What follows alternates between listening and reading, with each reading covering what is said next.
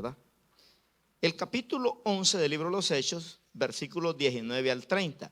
No voy a leer desde el 1 al 18, porque del 1 al 18 entrevistan a Pedro. Acuérdese que el domingo pasado Pedro fue a predicar a la casa de unos gentiles, ¿verdad? Y Cornelio tenía 100 soldados a su mando y todos se convirtieron al Señor. Así que la sorpresa es que los gentiles también recibieron la palabra del Señor. Pero cuando Pedro regresó de regreso, no se la acabó. Lo agarraron ahí los legalistas, los religiosos, y le dijeron: así que fuiste a comer con unos inmundos, ¿verdad? Porque no eran judíos. Porque un judío no podía comer con un gentil, ¿verdad? Porque era pecado. Pero Dios 3 veces le mostró en una visión a Pedro que no le llamara como un inmundo a lo que él había limpiado. No se refería de comer animales, ¿verdad? Sino que la visión era que Pedro, ¿verdad?, iba a ser usado para predicarle a los gentiles. Entonces Pedro regresa y ahí lo entrevistan y todo. Ajá, ¿y cómo fue eso? Contanos. Has violado la ley de Moisés. Y Pedro les explica, ¿verdad?, que un ángel del Señor vino a él y le dijo que fuera a predicarle a los gentiles, y por mandato del ángel fue. Así es que Pedro les dice: ¿cuál es el problema? O les hago caso a ustedes o les hago caso a un ángel del Señor. Entonces dijeron los judíos: bueno, hemos entendido que Dios también ama a los gentiles y la salvación es para todos. Así es que problema resuelto, ¿verdad? Ahora viene aquí la historia de un gran hombre de Dios. A mí me gusta, hermanos, estudiar los hombres de Dios. Wow, es que en el libro de los Hechos nosotros no miramos solo apóstoles, no miramos solo pastores que Dios usa. Hermanitas, hermanitos, hermanos de la iglesia, del templo, los vimos como el Espíritu Santo los agarra y los usa de manera extraordinaria, ¿verdad? Y bueno, Dios nos va a hablar ahora a través de la vida de este personaje llamado Bernabé, ¿verdad? Que quiere decir consolado por Dios. ¿Cuánto quisiéramos ser consolados por Dios? Yo no sé si usted ha estado en unas ocasiones tan triste, pero tan triste, con una gran carga encima, que usted en ese momento dice usted, le dice al Señor: Señor, quiero ser consolado por ti.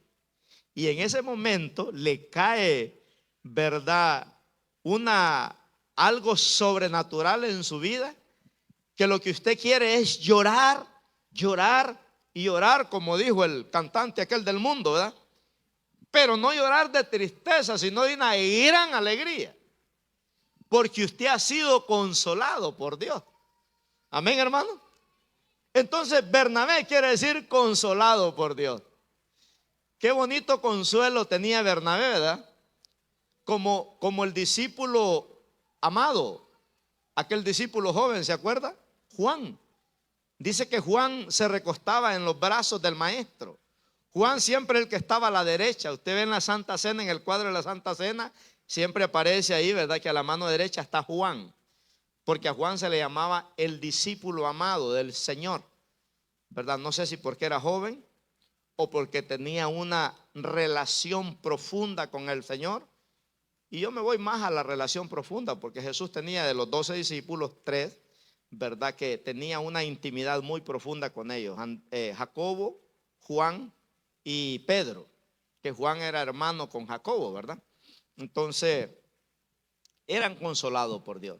Y desde que el momento que miré que el nombre de Bernabé significa consolado por Dios, yo le dije: Señor, yo quiero ser consolado por ti siempre. Que cuando yo me sienta triste, ¿verdad? Los psicólogos le dicen que se vaya una semana de vacaciones uno para Hawái.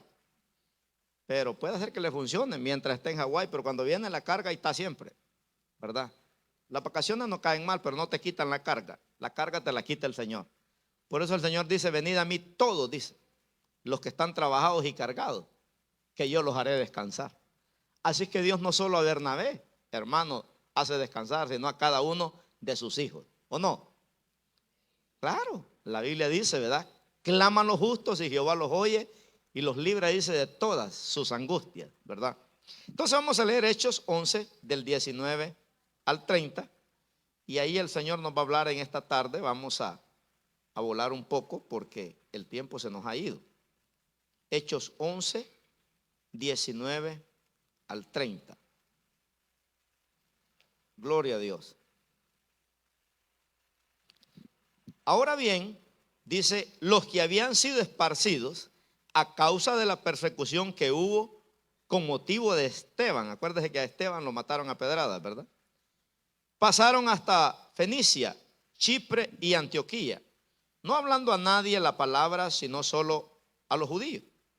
Pero había entre ellos unos varones de Chipre y de Cirene, los cuales, cuando entraron en Antioquía, hablaron también a los griegos, anunciando el evangelio del Señor Jesús. Y la mano del Señor estaba con ellos. ¿Quién estaba con ellos? La mano del Señor. Casi nadie, ¿verdad? Y la mano del Señor estaba con ellos. Y gran número, dice, creyó. Cuando dice gran número, hermano, no está hablando de unos 100 o unos 200. Está hablando de miles que no se podían contar, ¿verdad? Gran número, dice, creyó y se convirtió al Señor. Luego, la noticia de estas cosas, llegó la noticia de estas cosas a oídos de la iglesia que estaba en Jerusalén.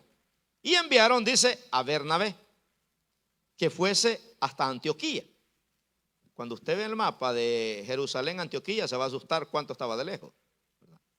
Este llegó y vio la gracia de Dios y se regocijó y exhortó a todos que con propósito de corazón permaneciesen fieles al Señor. Mire qué bonito los exhortaba, ¿verdad? Porque era, dice, varón bueno y lleno, mire las cualidades que tenía, era varón bueno, dice, y lleno del Espíritu Santo y de fe. Y una gran multitud fue agregada al Señor. Después fue Bernabé a Tarso para buscar a Saulo, porque se acababa de convertir, ¿verdad? Y hallándole lo trajo a Antioquía. Y se congregaron allí 5 días, todo un año. ¿Cuántos quisieran ir de misioneros todo un año a algún país? No, hermanos, y con 5 o 7 días y venimos llorando. Una vez una hermana fuimos a El Salvador, 25 íbamos. 2 días aguantó porque me dieron un alacrán que así era largo en la pared. Y nosotros un cartón soplándonos ahí. Se nos vino. No, pastor, yo no aguanto aquí, me dijo. Si no hay un hotel aquí cerca, yo me voy. No, mija, aquí no hay hotel, le digo. Ahí en un cuarto estábamos ahí, se vino. Un año, imagínense, hermano. Ya no hay de estos misioneros, hermano. Tal vez para Estados Unidos cualquiera quiere venir de misionero un año, ¿verdad? Pero a África o a un país pobre, ¿quién se quiere ir? Y se congregaron ahí, dice, todo un año con la iglesia y enseñaron a mucha gente. Otra vez, cuando hablamos de mucha gente no estamos hablando de poquito. A mucha gente. Y a los discípulos se les llamó, dice, cristianos. Mire que no dice a los cristianos se les llamó discípulos, dice a los discípulos se les llamó cristianos. Quiere decir que estos ya habían sido discipulados, ¿verdad? Ya habían sido discipulados, porque el cristiano es aquel que se acaba de convertir. Discípulo es aquel que ya está dispuesto a dar la vida por Cristo. Ya es aquel que ofrenda, ya es aquel que diezma, ya es aquel que sirve, ya es aquel que echa fuera demonios, que sana enfermos. Ese es un discípulo. Pero aquel que todavía no sabe ni la oración del pecador y no sabe orar, todavía es cristiano, ¿verdad? Y qué pena que hay hermanos en la iglesia que tienen 1 o 2 años y todavía no llegan a discípulos. Qué bueno que aquí no hay de esos, puros discípulos nada más. Dice, y se congregaron, dice el verso 26, allí todo un año con la iglesia y enseñaron a mucha gente. Y a los discípulos se llamó cristianos por primera vez en Antioquía. Mire que el mundo nos puso un apodo, cristianos, porque seguimos a Cristo, ¿verdad? Se le llamó cristianos por primera vez en Antioquía. Verso 27 dice, y en aquellos días unos profetas descendieron de Jerusalén a Antioquía, y levantándose uno de ellos, llamado Agabo, daba a entender por el Espíritu. ¿Cuántos creen que el Espíritu Santo nos puede revelar lo que puede acontecer? Claro. Dando a entender por el Espíritu que vendría, dice, una gran hambre en toda la tierra habitada, la cual sucedió en tiempo de Claudio, o sea que se cumplió. Verso 28, entonces los discípulos, cada uno conforme a lo que tenía, determinaron enviar socorro a los hermanos que habitaban en Judea, lo cual en efecto hicieron enviándolo a los ancianos por mano de Bernabé, dice, y de Saulo. Entonces, hermanos, este personaje llamado Bernabé tuvo que haber sido un hombre de alto calibre espiritualmente para que anduviera con el apóstol Pablo, ¿verdad? Es que era un hombre muy respetado. Esto es, este fue el que trajo al apóstol Pablo a los apóstoles cuando se acababa de convertir, ¿verdad? En otras palabras, Bernabé fue el que discipuló al apóstol Pablo, enseñándole los primeros rudimentos, ¿verdad? Cuando Pablo comenzó. Entonces, vamos a estudiar las características de un hombre de Dios. Diga conmigo las características de un hombre de Dios. O de una mujer de Dios, ¿verdad? Porque hay mujeres de Dios también y hay hombres de Dios, ¿verdad? Y yo encuentro aquí verdaderamente, hermanos, unas tremendas características en este hombre que usted y yo las podemos tener. Y la primera característica que yo encuentro en la vida de Bernabé es que era un hombre de fe. Diga conmigo, un hombre de fe. ¿Cuántos hombres de fe tenemos acá? ¿O cuántos quisiéramos ser hombres de fe? Mujeres de fe. Como decíamos en la oración, ¿verdad? Y cualquiera, dijo el Señor Jesús, que le diga a este monte, quítate y échate. Pero hay hermanos que por un dolor de cabeza corren al Roaira, aunque sea debajo de la lluvia, para que se les quite el dolor de cabeza. No, hermanos, dijo, con un baño de agua helada se quita, ¿verdad? Pero ¿y dónde está la fe, pues?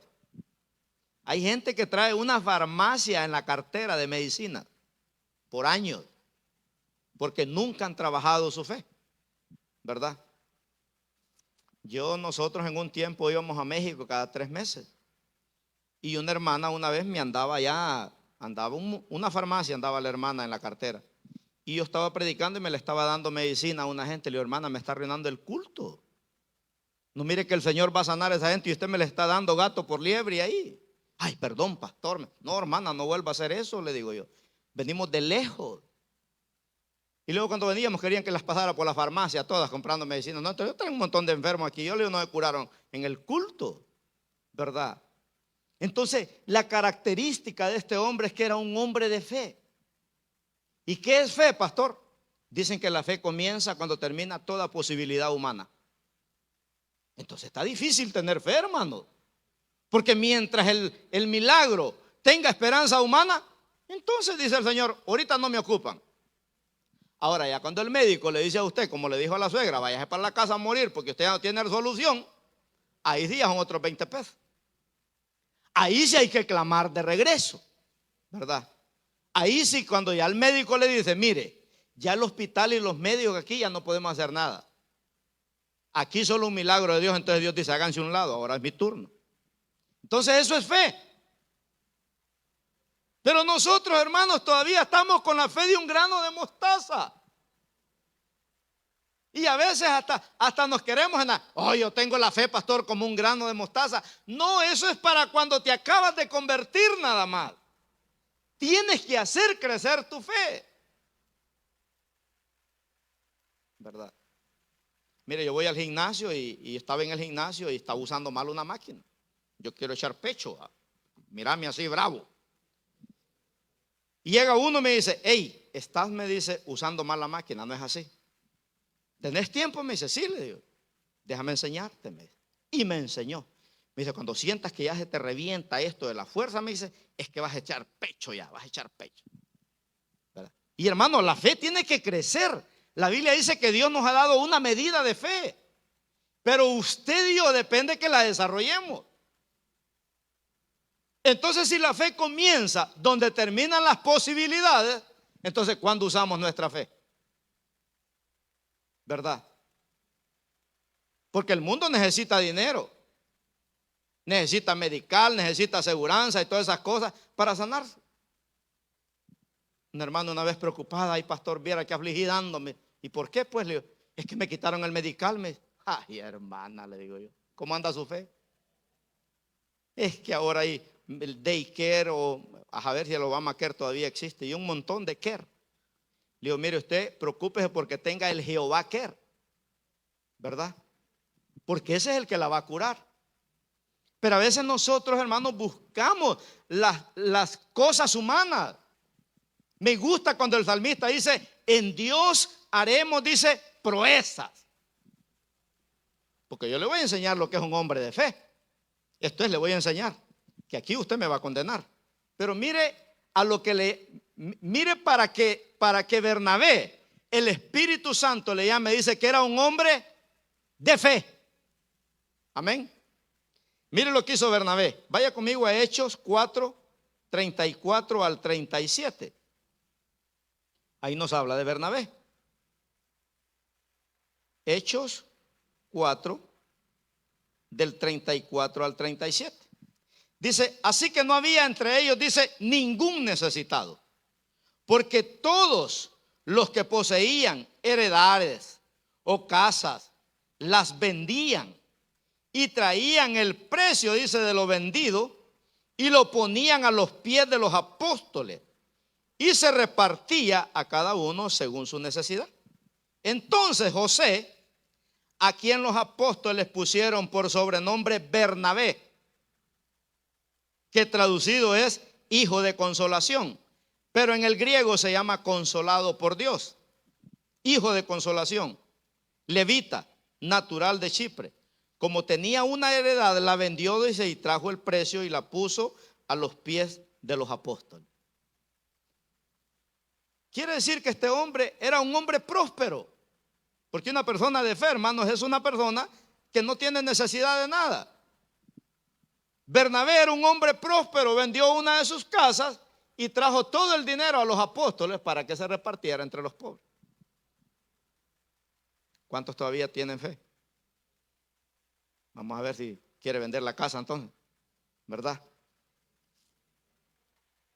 Si algunos ni diezmo todavía dan, hermano. Algo otros ofrendas solo el peso dan, no quieren dar el día 5, el día 10.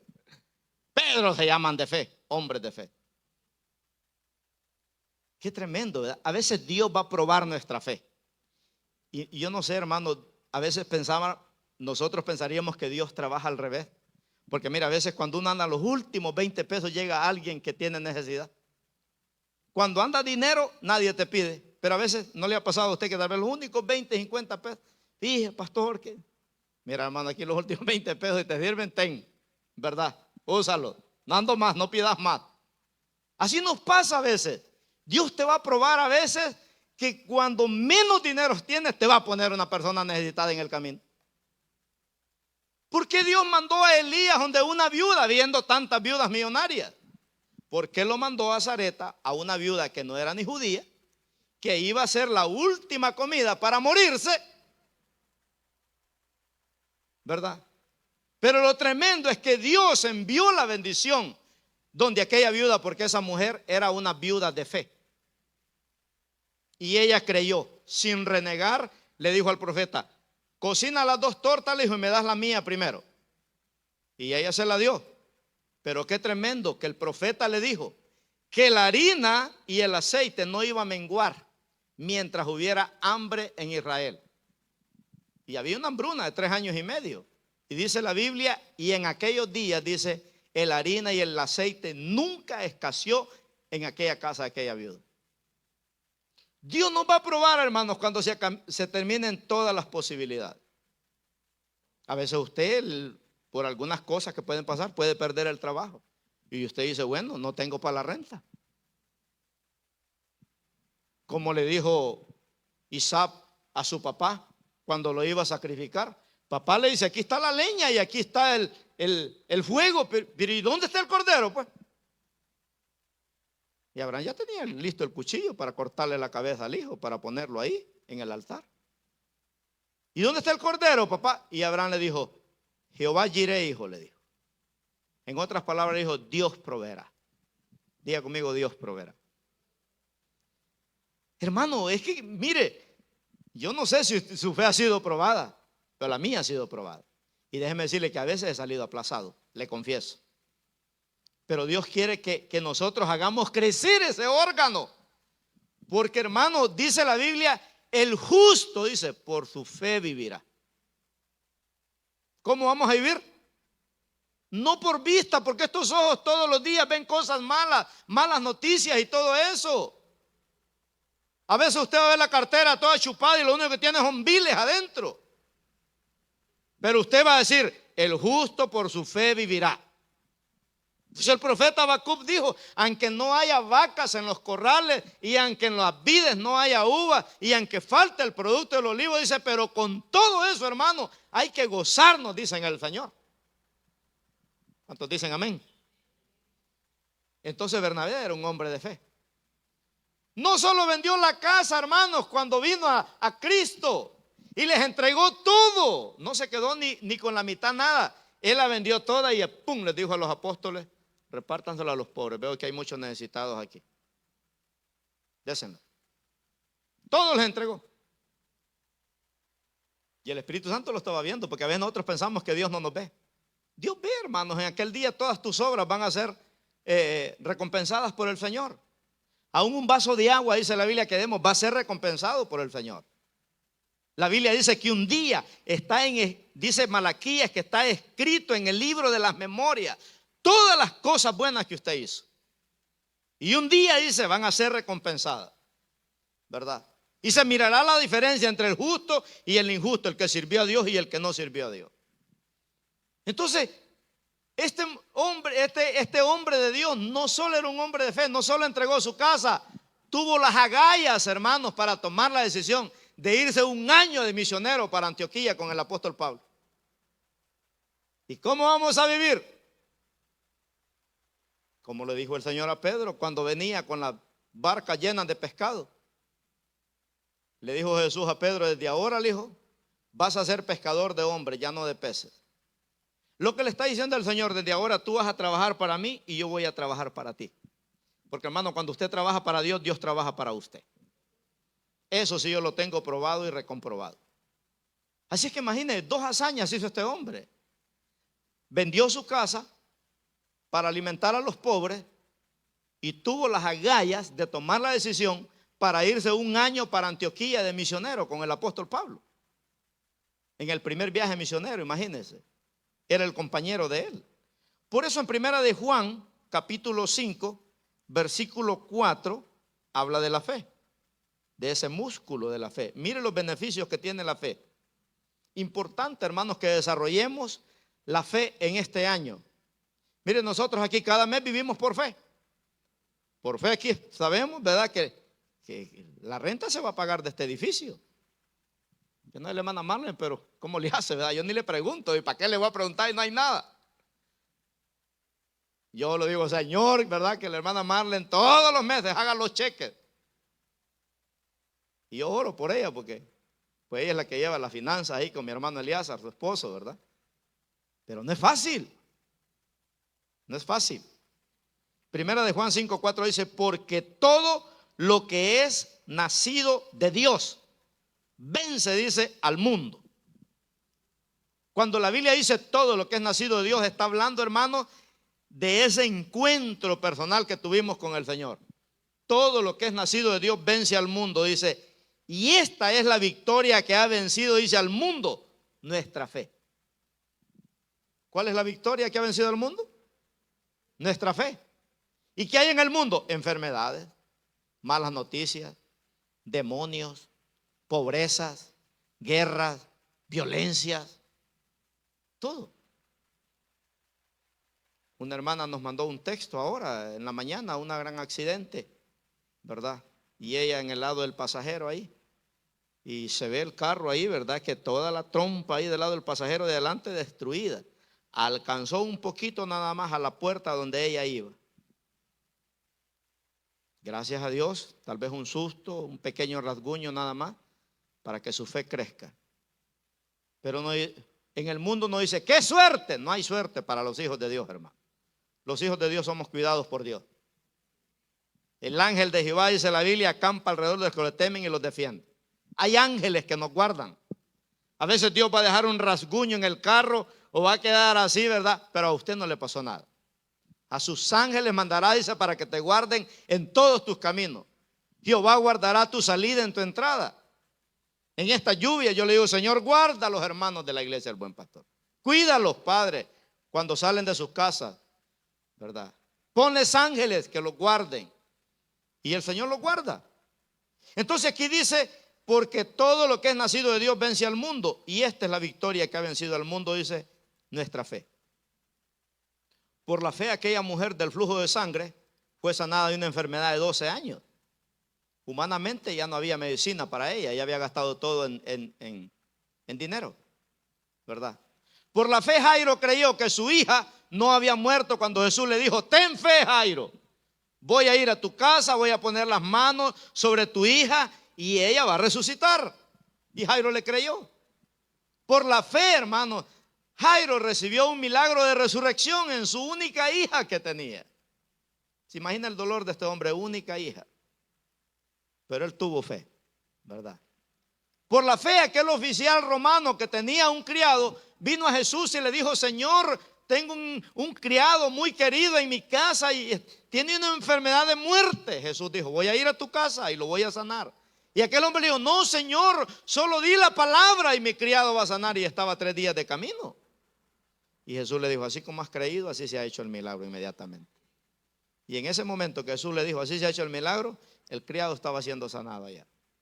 Por la fe, aquella mujer sirofenicia que no era ni judía, hermano, recibió un milagro de liberación en su hija que estaba endemoniada. O sea, son casos que humanamente ya no tenían solución. Y por eso yo resumo que la fe comienza donde terminan las posibilidades. Así que si todavía hay posibilidades humanas, Dios no mete su mano. A Dios le encantan los milagros grandes. Dios dice, cuando ya no hayan esperanzas humanas, entonces es mi turno, ¿verdad? Entonces dice que Bernabé era un hombre de fe. Y yo creo que nos vamos a quedar solo en esto aquí, hermanos, porque hay mucho que hablar aquí. Podemos poner ejemplos de grandes hombres de fe y mujeres de fe en la Biblia. ¿Qué podemos decir de Abraham en Romanos 4:19? Que a los 100 años creyó que todavía le podía pegar un hijo a Sara. Y Sara teniendo 90 años. Era 10 años Abraham más viejo que Sara. Sara con 90 años y Abraham con 99 años todavía creía que se podía ir unas vacaciones a Cancún y Dios podía hacer algo sobrenatural. Imagínense. Y dice ahí en Romanos 4:19.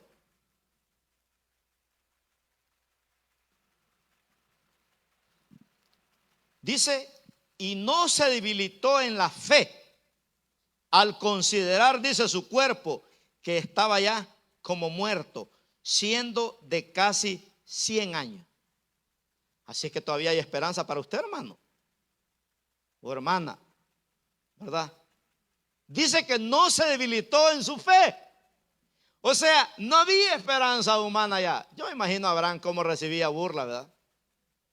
Voy a tener un hijo, hermano, ¿verdad? Dios nos ha prometido que nos va a dar un hijo. Imagina aquellos 2 viejitos, uno de 90, hermano, y uno de 99. Vamos a tener un hijo, hermano. Dios nos ha prometido que nos va a dar un hijo. Y la gente riéndose de ellos.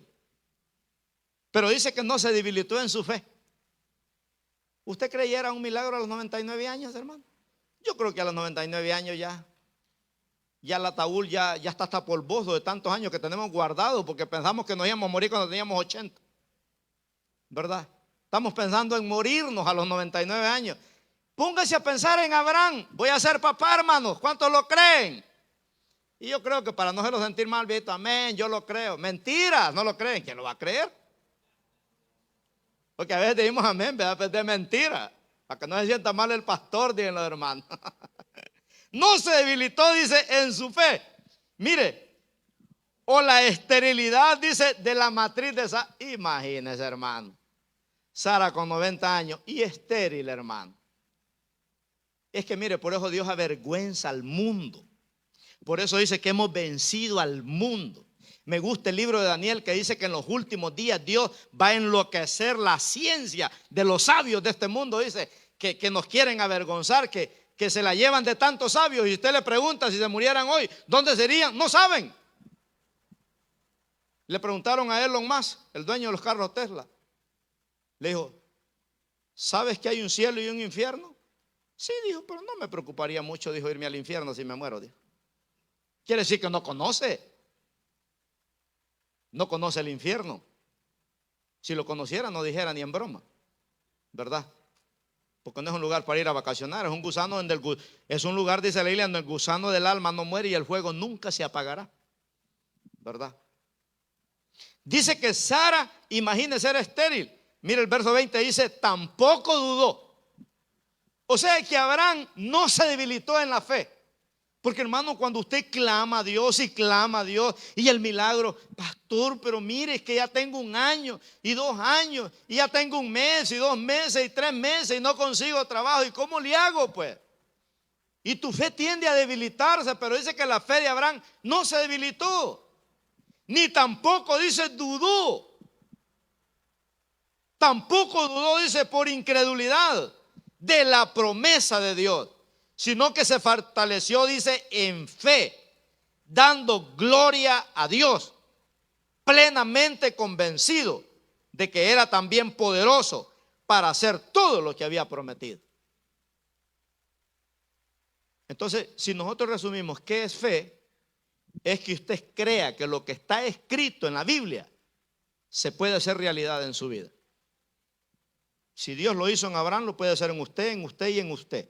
Si Dios lo hizo en Sara, lo puede hacer en usted, en usted, en usted. ¿Verdad? Un día mi esposa me llama, me dice, Hani, ¿puedes salir afuera? Venía a dar unas conferencias. Me dice, mira, una hermana ahí, le han salido 17 fibromas ahí, le han dicho que no puede tener hijos y que no sé qué. Oramos. Y le dije, hermana, mira, aquí lo único que necesita es que usted crea que Dios le puede dar un hijo. No, yo lo creo, pastor mío. Oramos, venía a una conferencia, la hermana Nion. Oramos y salió embarazada. ¿Verdad? Mi esposa ha orado por gente que no podía tener hijos y ahora ya andan los cipotes dando guerra.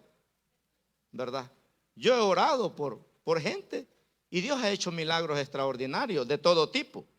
Entonces dice que Abraham, imagínense, no se debilitó, dice, en la fe, ni tampoco dudó que en incredulidad, dice, creyendo que Dios era poderoso. Entonces no podemos debilitarnos en nuestra fe, hermano.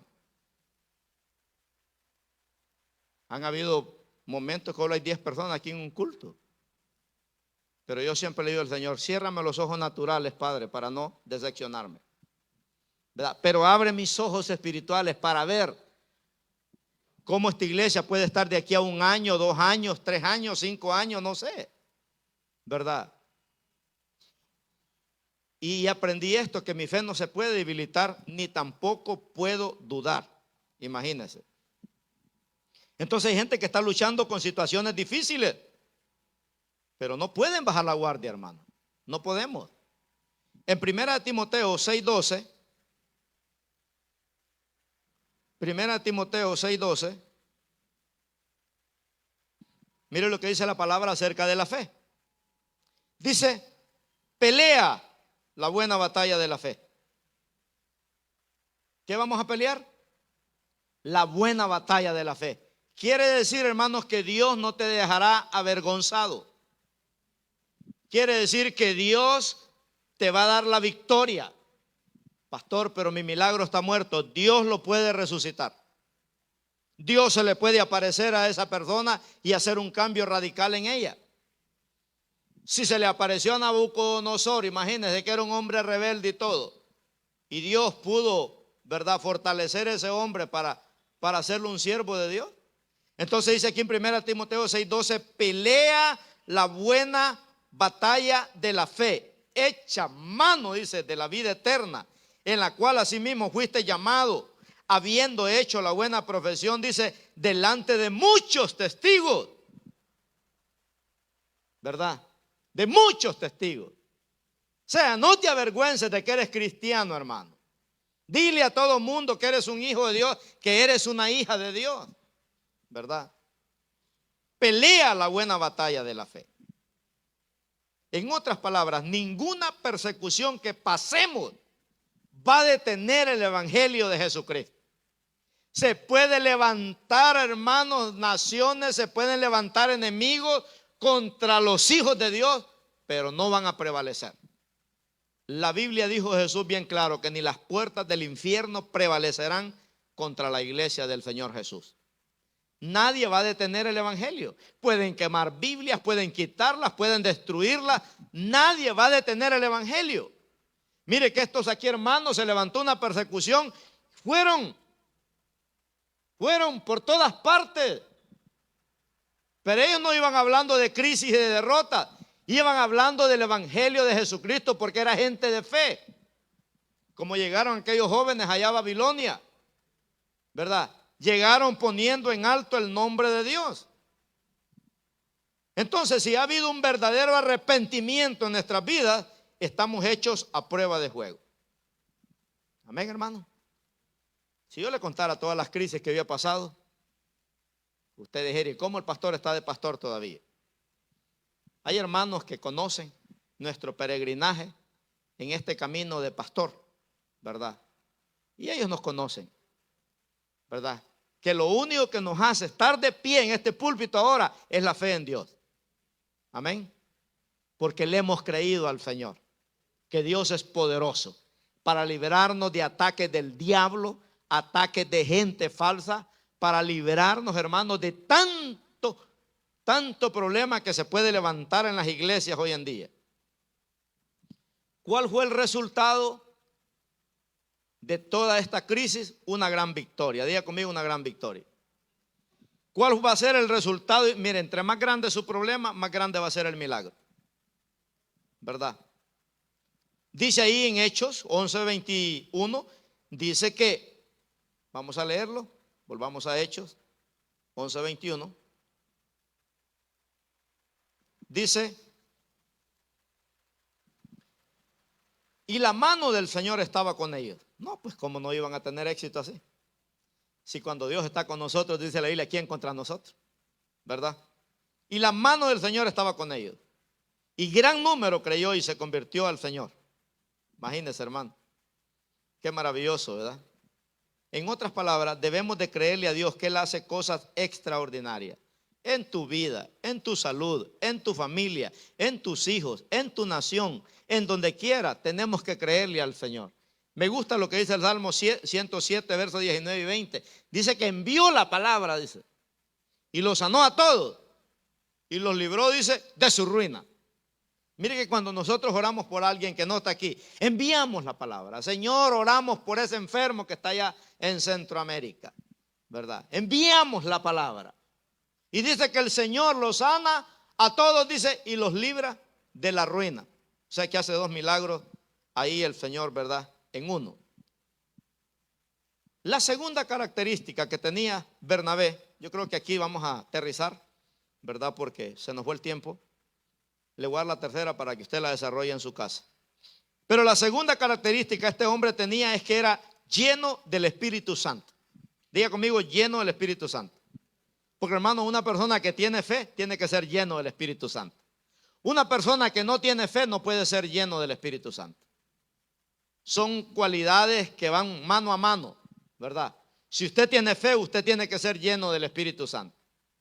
Si usted no tiene fe, no es lleno del Espíritu Santo. Dice que este hombre ahí en Hechos 11, 22 al 24. Mire, dice, llegó la noticia de estas cosas a oídos de la iglesia que estaba en Jerusalén y enviaron a Bernabé que fuese hasta Antioquía. Este, cuando llegó y vio la gracia de Dios, se regocijó y exhortó a todos que con propósito de corazón permaneciesen fieles al Señor, porque era, dice, varón bueno y lleno del Espíritu Santo y de fe. Y una gran multitud fue agregada, dice, al Señor. Entonces este hombre dice que era lleno del Espíritu Santo. Mira el 25 ahí. Después fue Bernabé, dice, a Tarso para buscar a Saulo, y hallándole le trajo a Antioquía. Y se congregaron allí todo un año con la iglesia y enseñaron a mucha gente, y a los discípulos se les llamó cristianos por primera vez, dice, en Antioquía. Entonces qué tremendo, ¿verdad? Que este hombre tiene una cualidad que no todos tenemos en la iglesia que quisiéramos tenerlo. Este hombre, hermanos, era gobernado por el Espíritu Santo. Mire, así como un borracho es gobernado por el alcohol cuando anda alcoholizado, ¿verdad? Así este hombre era gobernado por el Espíritu Santo. Este hombre podía hablar con el Espíritu Santo. Cuando la Biblia dice, hermanos, que este hombre era lleno del Espíritu Santo, está hablando de que este hombre era un hombre que era transformado por Dios. Había sido transformado por Dios, había sido liberado por Dios. Había sido un hombre, hermano, entregado al Señor. Cuando la Biblia habla que este hombre era lleno del Espíritu Santo, está hablando que es un hombre exitoso, que es un hombre victorioso en todas las áreas de su vida. Porque cuando un cristiano es lleno del Espíritu Santo, no puede vivir con una cara de teléfono descompuesto, ¿verdad? Sino que es un hombre que se le ve, no se le ve una cara de crisis, no se le ve una cara de derrota en tiempos difíciles. Es como aquel rey de allá del Antiguo Testamento, Josafat, que en una ocasión miró que todos los países se habían unido para venir contra él. No se puso a llorar. Reunió a todos los hermanos y les dijo a los del grupo: pónganse a cantar. No sabemos qué hacer, dijo, y a Dios volvemos nuestros rostros. Se pusieron a clamar.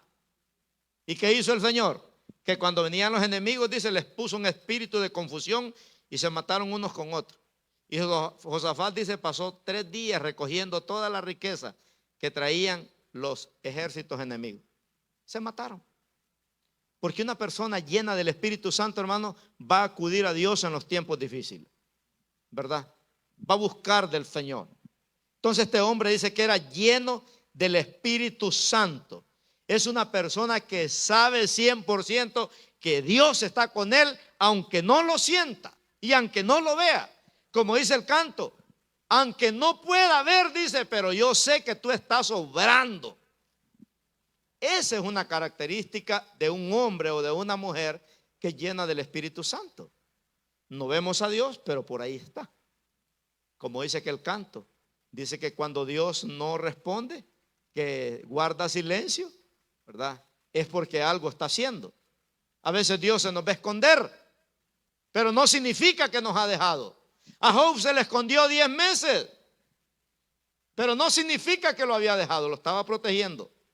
Le decía el diablo: no me lo vayas a matar, porque te voy a enseñar que este hombre me ama, ¿verdad? No me ama porque lo he hecho rico, porque lo he bendecido materialmente. Este hombre me ama porque yo soy Dios, no por lo que le he dado. Porque la gente de hoy en día, hermano, con un carro nuevo que el Señor les da, ya se olvidan de la iglesia. Ya ese carro se va para otros lados el día domingo, ya no agarra para la iglesia. Díganme, por lo menos, no me pongan nervioso, ¿verdad? Entonces, una persona llena del Espíritu Santo en todo momento va a experimentar el poder de Dios. Donde quiera que ande, sabe que tiene el respaldo de Dios, ¿verdad? Sabe que tiene la presencia de Dios en su vida. Sabe verdaderamente, ¿verdad?, que testigos del poder de Dios. Qué tremendo. Increíble. Vamos a terminar en la 3. La característica número 3 es que era un hombre comprometido con Dios. Amén. Era un hombre comprometido con Dios. ¿Qué significa eso? Que tomó en serio las cosas de Dios. El cristiano que está comprometido con Dios demuestra lealtad a Dios, ¿verdad? Es una persona que ha tomado en serio las cosas del Señor. Se desgasta sirviendo al Señor, ¿verdad? Porque hay una intimidad. Cuando estamos comprometidos hay una intimidad, hay una relación con el Señor. Y eso nos hace, hermanos, tener una experiencia con el Señor cara a cara. Cuando estás comprometido con Dios, puedes llamarte amigo de Dios. Como dijo Dios, Abraham dijo: es mi amigo, ¿verdad? Porque está comprometido conmigo. Por eso Bernabé quiere decir el que Dios consuela, ¿verdad? Porque este hombre estaba comprometido con el Señor. Y una persona comprometida está dispuesto a darlo todo, hermano, ¿verdad? Una persona comprometida es uno que vive a cuentas con Dios y rechaza todo tipo de pecado en su vida. Una persona que está comprometida con Dios no tolera el pecado en su vida. Si un pecado viene, inmediatamente le dice: Señor, yo reprendo esto en el nombre de Jesús, ¿verdad? Yo quiero vivir una vida santa, en santidad. Yo quiero vivir una vida a cuentas contigo. Yo quiero crecer espiritualmente cada día, ¿verdad? Los 7 días de la semana, aunque no venga a la iglesia el lunes o el martes o el miércoles o el jueves, pero yo quiero vivir una vida, Señor, verdaderamente comprometida contigo, ¿verdad? Quiero crecer. Entonces, una persona comprometida crece espiritualmente en una relación con Dios. No se aparta de Dios por nada.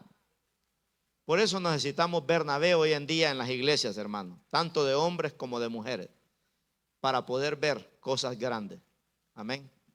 Entonces, las 3 características que tenía Bernabé están ahora disponibles para todos los hermanos que queramos aprender a ser usados por el Señor. ¿Cuál era la primera característica que tenía Bernabé? Sí, esa es la segunda. La primera, era un hombre de fe. No mire su nota, apréndasela de memoria. Era un hombre de fe. ¿Cuál era la segunda? Era un hombre lleno del Espíritu Santo. ¿Cuál era la tercera? Era un hombre comprometido con Dios. Este tomó en serio a Dios. Este dijo, como dice aquel canto cuando bautizamos a Dios: mundo cruel que hasta ayer estuve en ti, donde el pecado destruía mi vivir, ¿verdad? Y Dios, imagínense, honró a Bernabé, un líder de la iglesia primitiva. Lo honró Dios, dejando este gran testimonio de este hombre. Y lo vemos más adelante, lo vamos a estar viendo en los próximos capítulos, ¿verdad? Cómo el Espíritu Santo, dice la Biblia, tomaba a Bernabé y lo empoderaba, dice, para hacer grandes cosas. Imagínense, en todo el país de Israel. Así que, hermanos, son 3 características que están disponibles para todos. Hagamos crecer nuestra fe, ¿verdad? Hagamos crecer nuestra fe. El justo por su fe vivirá. La Biblia dice: por fe andamos, no por vista. Por fe andamos, no por vista. Si usted camina con los ojos naturales, usted no va a crecer. Pero si caminamos en fe, vamos a ver la mano poderosa de Dios. Estamos desafiados este año 2024 a caminar en fe, a ser llenos del Espíritu Santo y a vivir comprometidos con Dios. Si no vivimos comprometidos con Dios, el mundo nos va a atrapar con sus entretenimientos, ¿verdad? Y con todo lo malo que hay en el mundo. Pero cuando usted vive comprometido con Dios, a usted la lluvia no la detiene, hermano. Yo fui a traer a la hermana Isaura a la casa, debajo de la lluvia. Me dijo: no, hermanito, yo en la casa no me quedo, me dijo. A mí la lluvia no me detiene. Hay creyentes, hermanos, que con carros va a ir a la iglesia, hermano. No, está lloviendo, como que a pata viniera, ¿verdad? No, hermano, esos no están comprometidos con Dios. Están comprometidos con otras cosas. A mí me gusta cuando vamos a Centroamérica, debajo de aquellos aguaceros, llegan las hermanitas, mire, con la sombrilla, y los zapatos aquí los llevan en una bolsa, en chuña, grandes ríos, aquellos pedregales allá.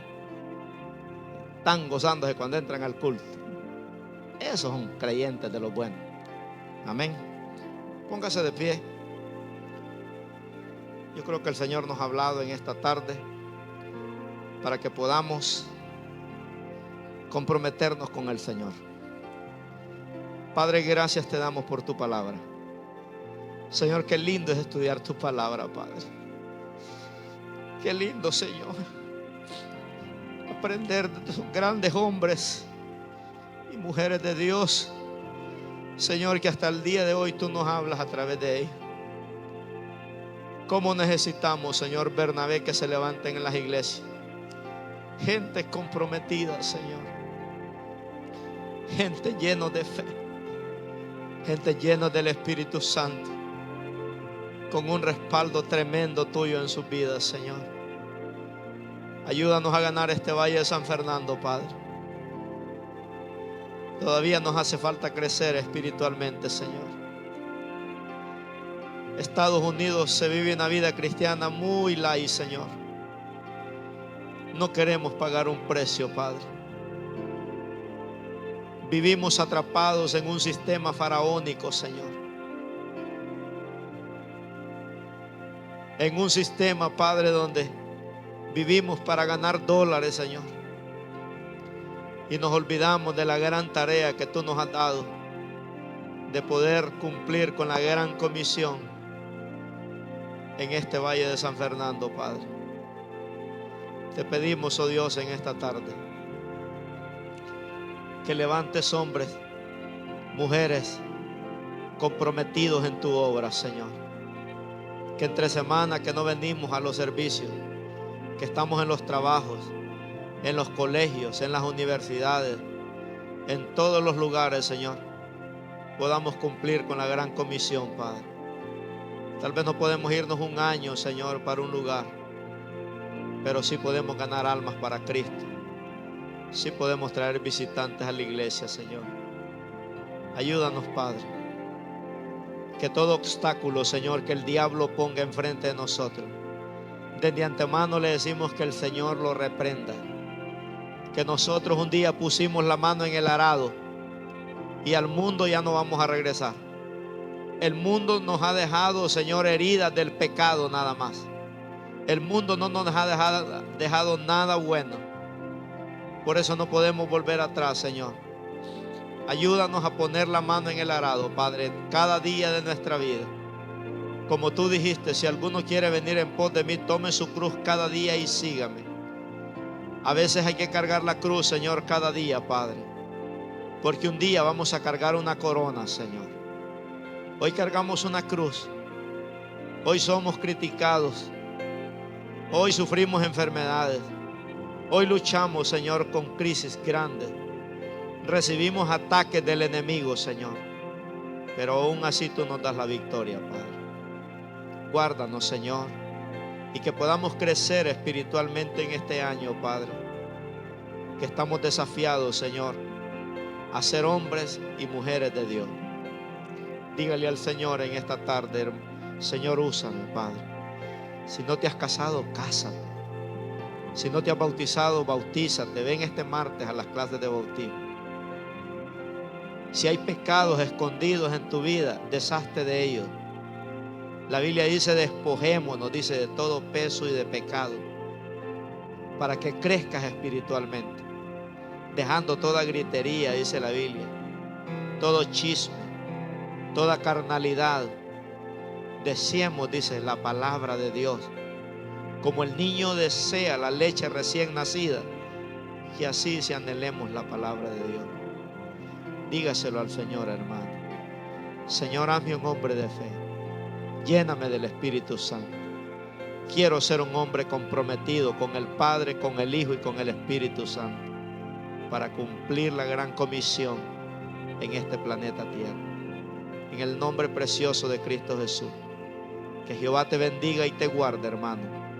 Que Jehová haga resplandecer su rostro sobre tu vida. Que Jehová ponga en ti paz. Y que el bien y la misericordia de Jehová te sigan todos los días de tu vida. Gracias, Señor, por los alimentos.